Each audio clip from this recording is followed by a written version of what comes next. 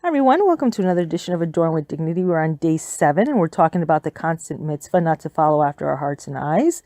And it says that the Sefer HaChinuk clearly states that this sin applies to both men and women. And every time we gaze at forbidden sights, this affects us spiritually and blemishes our deep relationship with Hashem. Now, there happens to be, I've heard it once before, maybe twice, and it was something called lighting the menorah, and it's the menorah of the face, and it talks about guarding the entrances of the 7 gateways of the face, which is like the eyes, the ears, the mouth, and from all these things that we're not supposed to be doing. And it said that when one does this, that he kind of gains this little glow about his face. So if you're looking for glowing skin, this is something you may want to pay attention to. But really, when it comes to for the point of what we're talking about today, if you can imagine, you ever seen anybody with a red birthmark on their face, or any kind of mark on their face that it almost seems like it's a stain, and it's almost impossible to get them out. Some of them never come out, and the book is saying that this is kind of what happens to us when we are looking after things that are forbidden to us. It does something to us spiritually, which is very much the same. And even with tshuva, first of all, we never know what the price for doing an avera is, right? We never know what that price is, because we don't know what the damage is that keeps going on. It has a ripple effect. And sometimes, especially for men, we look at this, but when they look at forbidden women, they're not, tznuis. But let's put this down in perspective of women. If anybody who's ever had a problem with looking at something in the store, you know that once you've seen it, you keep meditating and meditating and meditating, and you didn't buy it in the first place because you either you couldn't afford it, you didn't need it, or for whatever reason. But because you saw it, now became implanted in your mind and in your heart, and you thought about it over and over until you had to have it. This is kind of like what happens to us. And again, with tshuva, of course, with tshuva, we can repair some of these things, but we don't know, at what price that is. So we have to be very careful when these things, like I said, in this day and age, it's so easy to transgress this. Everyone, including myself, have to be on guard all the time. And it says, the reward for one who observes this mitzvah of safeguarding their eyes of forbidden sights will merit the fulfillment of the next, of the words in the pasuk that says that you will be holy unto Hashem, and this will further nurture his close connection to Hashem. So moreover, Rabbi Roth, the author of the Shomer Emunim, enlightens us that when a person controls himself from looking at an impure sight, that moment becomes an auspicious time to beseech Hashem for his personal needs. So this is also the same way when someone is, becoming embarrassed by someone else. It's also the same concept. That at that moment is a very auspicious time. If you have something that you've been struggling with and you need a Yeshua from, this is the time to ask for it. So something to keep in mind. So if you're looking at that purse that you just don't need, and you walk by it and you never purchase it, know that at that time it's an auspicious time. If you walk by it, that's the time to kind of give Hashem, talk to him about what you need, and just look at it as an auspicious time. It says, the Yetzirah has tactics, and he tries to convince us that taking shortcuts will fulfill these needs, which ultimately leads to a feeling of emptiness and worthlessness. So, one of the tricks that the Yetzirah does is that he tries to tell you that you need this for some reason, that you need this to seek the approval of others. And this is something, especially in this day and age, that I think many of us struggle with, that we do. We tend to go after things thinking that somehow we will be more respected within the community, and for all those who see us, that somehow we will earn some kind of respect that we wouldn't have otherwise.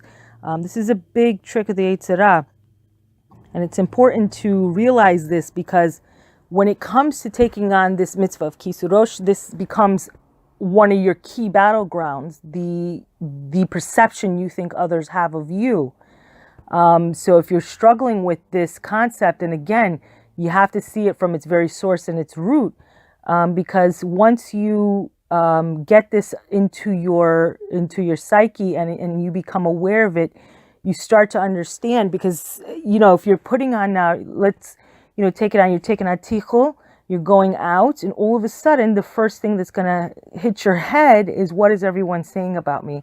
And it's funny because the Yetzirah will really play with you in this area. And again, if you've already been weakened in this area, it's going to be much more difficult if you don't strengthen yourself to overcome this. And really, you want to be successful in this, and Hashem wants you to be successful in this. And part of that is realizing where you are vulnerable. And sometimes we don't know that we're vulnerable in this area, and it's very hard sometimes to take a mirror and look at it. But there's a story that comes down from the Gemara, and it says not to trust yourself to your dying day.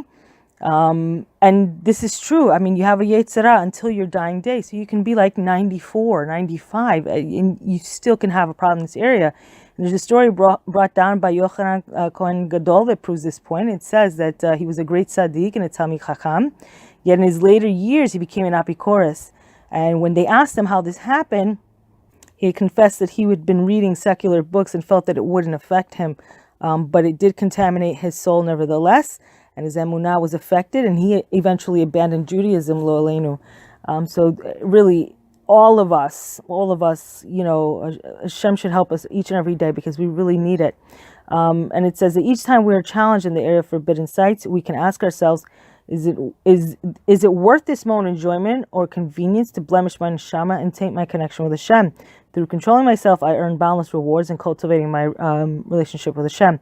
So oftentimes you have to ask yourself, is this what I'm about to do? Is it worth it? And the truth is, nothing that goes against Hashem is ever worth it. It never is worth it.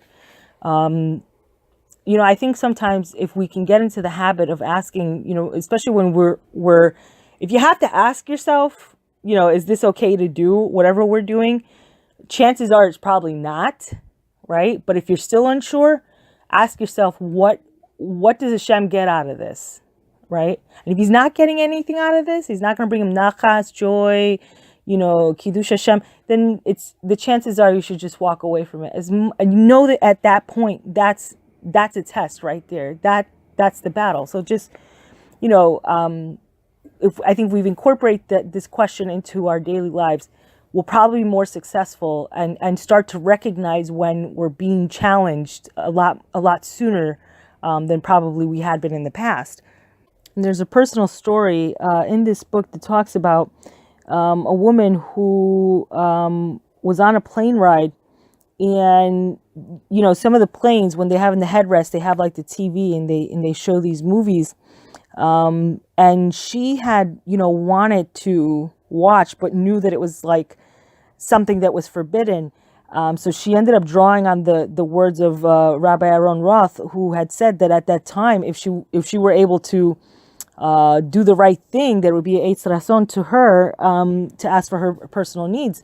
And at the time, she had a 10-week-old baby who was not making regular eye contact. And as many of you moms know, this is a very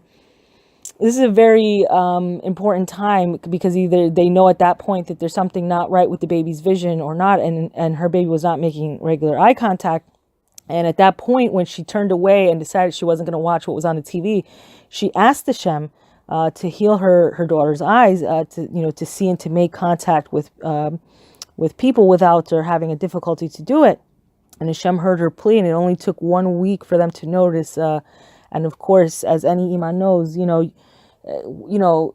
what a tragedy would be that your own baby can't see you, and you can't have that connection, when your baby's not making eye contact with you. Sometimes it's funny, because even though we listen with our ears, we want people to listen with their eyes, right? We want them to look at you face to face.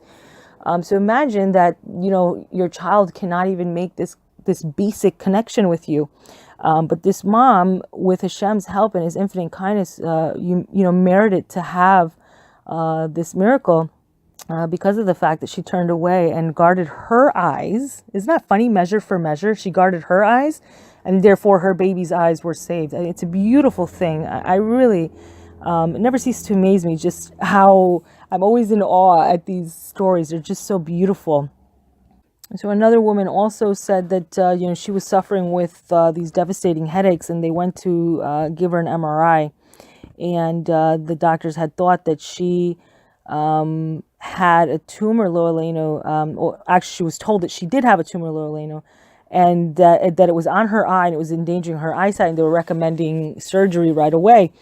She herself also had an experience where, she was living in Manhattan at the time.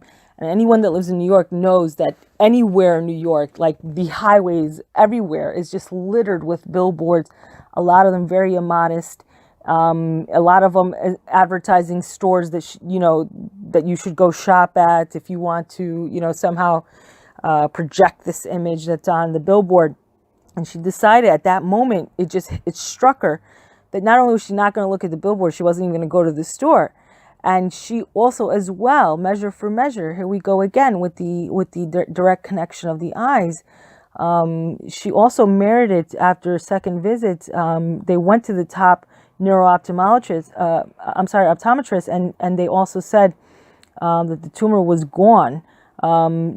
First time I said it appears that there was smaller, and then it became that it was nothing. So, great examples of the kind of miracles that happen when it's such a small thing.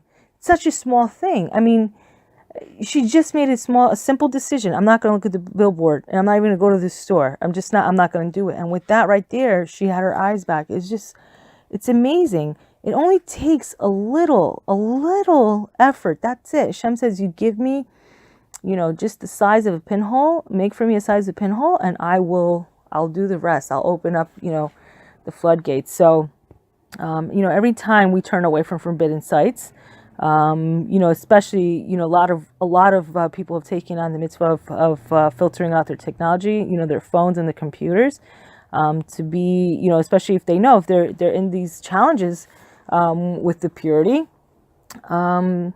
it has become a great zechus for them. So it says, lastly, it finishes off that we must be on guard to protect our eyes from impure sights, and our eyes will remain perfectly pure, like the way we were when Hashem created them. And we will reap the awesome benefits in this world and in Olam Haba. So especially in this day and age, whenever a mitzvah is harder to do, the reward is much greater. And again, because this generation, we've fallen so low, and there's so much filth everywhere. Anything we're doing in this area, it's just, we have no idea what great things are happening as a result. So I pray that Hashem will all be with us, especially myself. May we have the zechus to guard our eyes properly at all times. And in turn, just reap, endless reward in Olam Hazeh and in Olam Haba. So that's it for now, and I hope we'll all be together again soon.